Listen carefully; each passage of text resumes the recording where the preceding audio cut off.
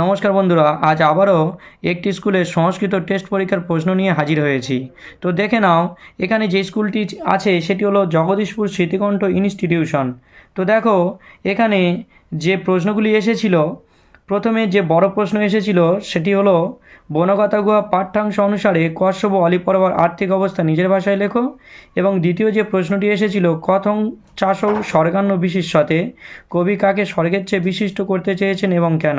তারপরে দেখো, পদ্যাংশের যে প্রশ্নগুলি এসেছে সেটি হলো গঙ্গাস্তোত্তম পাঠ্যাংশ অনুসারে দেবী গঙ্গাকে যেসব বিশেষণে ভূষিত করা হয়েছে তা নিজের ভাষায় লেখো এবং কর্মযোগ অংশটির সারমর্ম লেখো। তারপরে দেখো, নাট্যাংশ থেকে যে প্রশ্ন এসেছে বাসন্তীর সমনাম নাট্যাংশের নামকরণের সার্থকতা বিচার করো। এবং দ্বিতীয় যে প্রশ্নটি এসেছিল নারিকা অপি যুগায়তে পাঠ্য নাট্যাংশ অবলম্বনে উক্তিটি বিশ্লেষণ করো। তো তারপরে দেখো, সাহিত্যের ইতিহাসে যে প্রশ্নগুলি এসেছিল প্রাচীন ভারতের গণিতচর্চা সম্পর্কে একটি নাতিদীর্ঘ প্রবন্ধ রচনা করো এবং জয়দেব ও গীতগোবিন্দ সম্পর্কে সংক্ষিপ্ত টিকা লেখো। তো তারপরে দেখো, ভাব সম্প্রসারণ রয়েছে নিয়তং কুরু কর্মোত্তম কর্ম জয় হ্যাঁ কর্মণ্যঃ। দ্বিতীয় যেটি রয়েছে কল্পলতম ইব ফলদায়ং লোকে। এবারে আমরা ব্যাকরণ অংশের সমস্ত প্রশ্ন উত্তর আলোচনা করব। প্রথমে রয়েছে অহং জটাভিয় তাপসম অপস্য, এটা হবে কি উপলক্ষণে তৃতীয়া। তারপরে হবে বালকঃ সর্পাদ বিভেতি, উত্তর হবে ভিত্তার্থানাং ভয় হেতু ও সূত্রানুসারে অপাদান কারকের পঞ্চমী। তারপরে রয়েছে ভিক্ষুকঃ পাদেনাকাঞ্জ, উত্তর হবে জেনাঙ্গ বিকারের তৃতীয়া।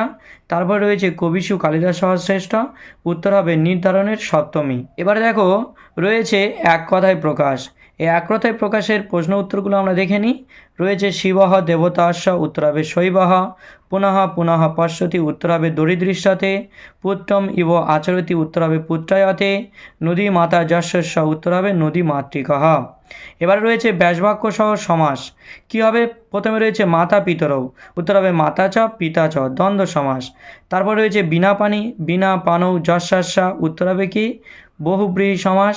রয়েছে গ্রামান্তরম, উত্তর হবে অন্যঃ গ্রামঃ, কি হবে নিত্য সমাস।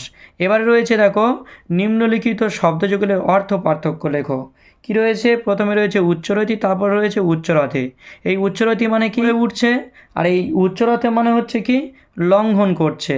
তারপরে রয়েছে কি আচার্যা আর আচার্যানী। এই আচার্যা মানে কি অধ্যাপিকা, আর আচার্যানী মানে হচ্ছে আচার্যের স্ত্রী। তো তারপর রয়েছে নিষাদ ও নিষাদ। এই নিষাদ মানে হচ্ছে যে ভালোভাবে স্নান করেছে, আর এই নিষাতহ মানে হচ্ছে দক্ষ। তারপরে দেখো পরিনিষ্ঠিত রূপ। এই পরিনিষ্ঠিত রূপের প্রথমে রয়েছে রাজন যোগ ইব, উত্তর হবে রাজ্ঞী। পিতাযুক্ত অন হবে পার্থ। কুন্তিযুক্ত ঢক, উত্তর হবে কৌন্তেয়ঃ। আর এটা মনে হচ্ছে দিয়েছে গুরুযুক্ত ইষ্টন, উত্তর হবে গরিষ্ঠ। তো এইবার দেখো, ভাষাতত্ত্ব অংশ থেকে দিয়েছে কেন্তুম শাখা ভাষা গোষ্ঠীর পরিচয় দাও। আর দ্বিতীয় যেটি পড়েছে ভারতীয় আর্য ভাষার বিভিন্ন স্তর সম্বন্ধে যা জানো লেখো। তো দেখো, দুটো অনুবাদ পড়েছে, এই দুটো অনুবাদ একটু তোমরা দেখে নাও। তারপরে রচনা পড়েছে দেখো, মম প্রিয়ঃ কবিহ অন্তর্জালম ও সংস্কৃত ভাষা। তো এবার আমরা পার্ট বির শর্ট প্রশ্নগুলো নিয়ে আলোচনা করব। প্রথম রয়েছে চীনাংশুক কি? এই চীনাংশুক মানে হচ্ছে চীনা দেশের বস্ত্র। আর্যাবত্যের উৎস কি? উত্তর হবে নলচম্পু। অলিপর্বা কোথায় বাস করতো? উত্তর হবে পারসিকপুরে। অলিপর্বার ভ্রাতার নাম কি? উত্তর হবে কশ্যপ। কল্পলতা কাকে বলা হয়েছে? উত্তর হবে গঙ্গাকে। গঙ্গা স্তোত্তম পাঠ্যাংশে মোট কয়টি স্তোত্র আছে? উত্তর হবে 10টি। নিষ্কাম কর্মের দ্বারা কে মোক্ষ লাভ করেছেন? উত্তর হবে কে? উত্তর হবে জনক। তারপরে দেখো, কর্মেন্দ্রিয় কয়টি? উত্তর হবে 5টি। অশ্বা মন্দ ভাগিন না বলতে কাকে বোঝানো হয়েছে? উত্তর হবে কৌমুদীকে। তারপর দেখো, ইন্দু শর্মা কে ছিলেন? উত্তর হবে কৌমুদীর পিতা। বাসন্তিক সমনাম নাটকের রচয়িতাকে? উত্তর হবে শ্রী কৃষ্ণমাচার্য। নারিকা শব্দের অর্থ কি? নারিকা শব্দের অর্থ হবে ক্ষণ কাল। তারপরে দেখো, স্বপ্নবাসব দত্তম কার রচনা? উত্তর হবে ভাস। মৃচ্ছকটিকম কী ধরনের রচনা? উত্তর হবে নাটক। তারপরে বরাহমিহির রচিত গ্রন্থটির নাম কি? উত্তর হবে বৃহৎ সংহিতা। তারপরে দেখো, গ্রাম্য কবিদের রচনা কাদের কাছে মনোজ্ঞ? উত্তর হবে নিরস ব্যক্তিদের কাছে। স্ফোট প্রবাদ কারা স্বীকার করেন? উত্তর হবে বৈয়াকরণরা। অলিপর্বা কোন ধরনের গৃহে বাস করত? উত্তর হবে নিঃসৃক কুটিরে বা পর্ণ কুটিরে। অলিপর্বার কয়টি গাধার পিঠে কাঠ চাপিয়ে নিয়ে আসতো? উত্তর হবে 3টি। মিথ্যাচারী কাকে বলা হয়?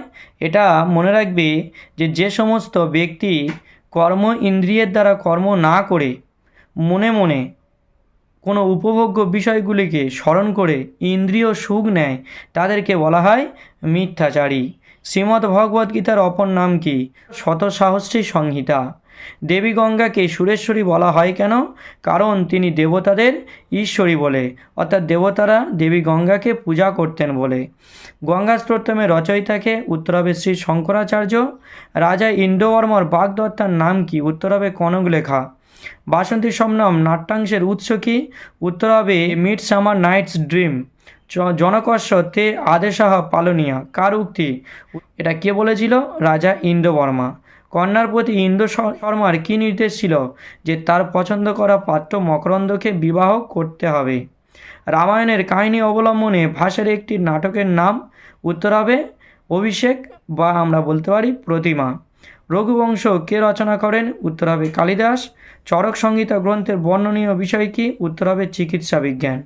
তো ভিডিওটি কেমন লাগলো অবশ্যই কিন্তু আমাকে জানাবে, এবং এই রকম সমাধানমূলক, ট্রিক্সমূলক এবং সাজেস্টিভমূলক ভিডিও পেতে আমার এই দ্য বেস্ট এডুকেটম চ্যানেলটিকে সাবস্ক্রাইব করে রাখবে, যাতে পরবর্তীকালে যে কোনো নতুন ভিডিও সবার আগে তোমার কাছে পৌঁছে যায়।